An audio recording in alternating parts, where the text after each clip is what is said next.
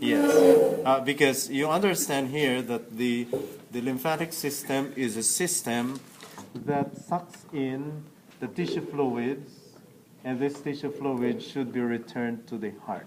Okay, returned to the heart. In the blood vessels, the ones that return blood back to the heart are the veins, right? Are the veins.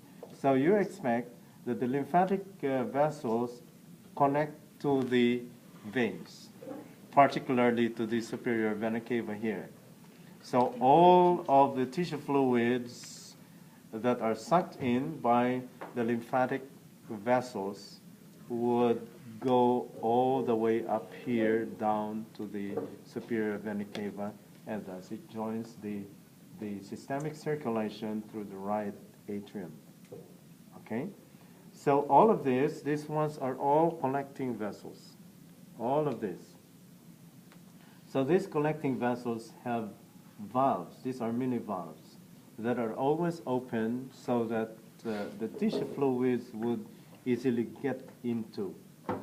Now, in the circulatory system, if you remember, the arteries convey blood to the tissues, right? But the blood cells don't go into the tissues, basically. It's the blood plasma that has dissolved oxygen, dissolved gases, dissolved nutrients, hormones, and others. Okay? So they go there to the tissues, so the blood plasma becomes then the tissue fluids. And the nutrients, the gases would go to the cells through diffusion, okay? Through diffusion. And then some of these fluids, tissue fluids, would be sucked in by these collecting vessels. So they would go here, they pass through these lymph nodes. These are lymph nodes. You find lymph nodes all over the body, and they congregate at certain areas, okay? Now, primarily, the lymph nodes are filters. They are filtering organs. So that they guarantee that before the lymph goes back to the heart, they should be clean. They should be sterile. All the fluids that get here should be sterile, and there are no impurities. After they've gone through the lymph nodes. After they have gone through the lymph nodes. I thought they got kicked out by the spleen or something.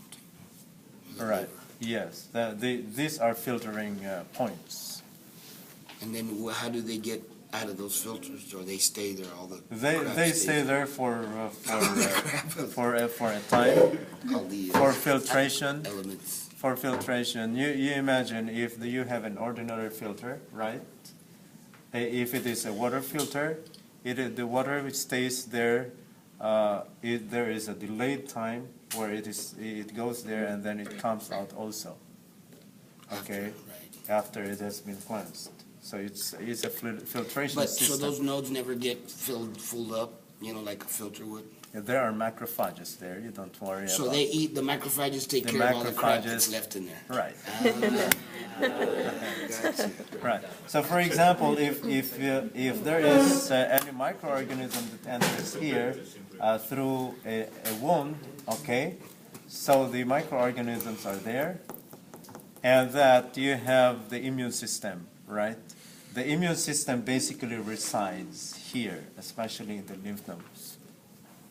Okay, the white blood cells, the immune complexes, stay in the lymphatic system. They make residence. So after it filters, it leaves the crap behind. The macrophages come and take care of it. Right. Gotcha. Right. So they clean. They are the cleaners. They're the cleaners of the filters. They are cleaners in the filters. Like a pool guy.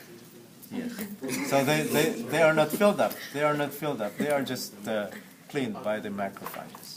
Continuously. Okay. Right. So, for example, here, coming from the right side, the lymph goes here, they are filtered, and then they would go here to the trunks. Okay? So here you have the right lumbar trunk. The right lumbar trunk. And then coming from here, it passes through here and it goes through the left lumbar trunk. From this part, from the abdominal cavity, it passes through the intestinal trunk. Okay, so there are the three trunks here, the left, the right lumbar, and then the intestinal trunk. Okay, and then it passes through this expanded portion, so you call this as the cisterna chyli. All right, and cisterna chyli is actually part of the thoracic duct. Thoracic duct. To the bottom. Okay, yes. It's part of it. It's just the expanded portion of the thoracic duct. And so the thoracic duct is a long duct that emanates from the cisterna chyli, and it goes up here, up to this point. It's just like a candy cane that it curves here, going to the left side. All right, so we call now this one the entrance of the left of the thoracic duct going to the left subclavian vein. Okay, and eventually from the left subclavian vein it goes here to the left. What is this one? Brachiocephalic vein, and then to the superior vena cava, to the right atrium. Okay. Now, from the left side, okay, left arm, for example. All right. So the duct, the lymph is collected through the lymphatic collecting vessels. It goes here. It passes through the lymph nodes. It passes through the axillary lymph nodes. Then it will go here to this trunk. What is this trunk? This is the left subclavian trunk, right? The left subclavian trunk, and it enters the same here to the entrance of the left subclavian vein. Okay, and it follows the same. What about the left side of the head? So the left side of the head would be conveyed. The tissue fluids would be conveyed here, going down here to the left jugular trunk. Okay, this one is the left jugular trunk. Of course, it passes through the lymph nodes here at the left side, the axillary, the cervical lymph nodes at the left side, and it goes down here to the left jugular trunk. And the same, it enters here to the thoracic duct.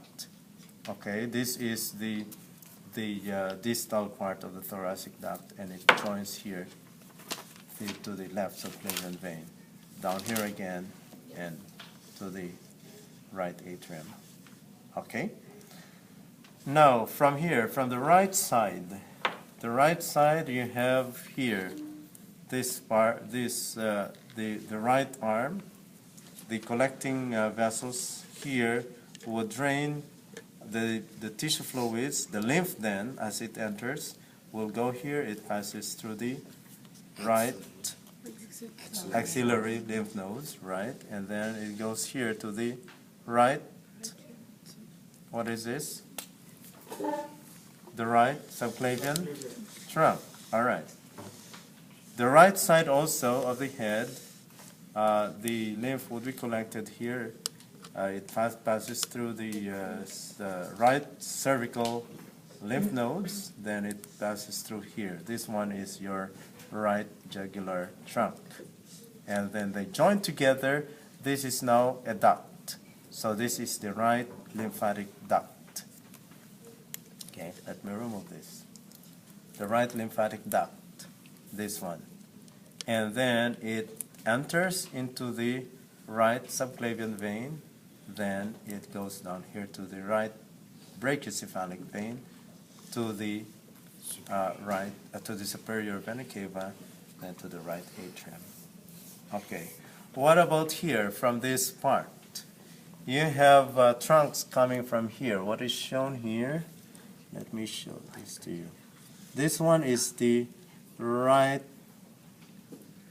mediastinum. Bronchomediastinum, right. the right bronchomediastinum trunk. And then it joins here, it joins the thoracic duct as well.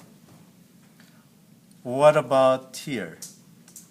From the left side, you also have the left Brachiocephalic vein? no, bronchomediastinal. You have the left bronchomediastinal. Then it joins also the thoracic duct. So in summary, there are two major lymphatic ducts. What are these ones? What are the two lymphatic ducts? The first one is this one, right? The thoracic duct. And then the right lymphatic duct. These are ducts. So which means that in the lymphatic vessels, the ducts are the biggest, basically the biggest vessels, lymphatic vessels. Is So you there have a left this is or the is right. right? This is this is the thoracic duct which Right. goes to the left. Okay, so there is a left thoracic duct. There is no left thoracic No, duct. it's only right. We call it thoracic duct because there is no right. It's in the middle, right? Okay, it's at the middle, but it goes to the left, Okay. to the left subclavian vein. Ah, I got you. All right, so we call it as thoracic duct. But there is right lymphatic duct. Okay. And then we have trunks. We have identified trunks here. Okay, the left lumbar, right lumbar, and the intestinal trunk, right? So there are three here. And then you have two from here, the right subclavian and the right jugular trunks. So how many now? 4. No? Five. All right. And then you have two from here. You have the left subclavian trunk Left jugular. and then the left jugular trunk. So you have 2. 5 plus 2 is 7. And then you have here the right and the left bronchomediastinal trunks. So you have how many? 9. All right, there are 9 trunks. And then from the trunks, you have this collecting vessels. Okay? Now, may I ask, what lymph, where do the lymph come from that goes to the thoracic duct? Or else, may I just restate my question? Where do the lymph come from? From the spleen. That enters into the thoracic duct. Your extremities? Okay, from the lower extremities, correct. From the abdominal region, and then from the left side of the arm, left arm, and the left side of the head. And the left, yes, the thoracic region as well. Correct. So from here, basically all from here, and from the left side, they all enter the thoracic duct. Okay. The lymph that enters the right lymphatic duct comes from the right arm and the right side of the head. Okay. Now other lymphoid organs, aside from the lymph nodes, you have, what did you identify? You have the spleen. Where's the spleen? Okay, the spleen is here, correct. What else? Where's the appendix? On the bottom of the large intestine. Okay, here. This one is the appendix. That's the appendix. Always remember that the appendix is at the right. Don't look for the appendix at the left side. All right? The right side. What else? There, you have tonsils also here, but the model doesn't show the tonsils here. There are different tonsils, so I would like you to identify the tonsils. For the Peyer's patches, you find them inside the intestines. You cannot find them here. Okay. And the thymus? The thymus, yes, part of the lymphatic system is the thymus, as well as part of the endocrine system. You find it here, but it's not shown in the model. All right. Always remember that the thymus is found at the posterior side of the sternum, at the mid-posterior portion of the sternum. Okay, you have questions? No questions? You're ready for a quiz?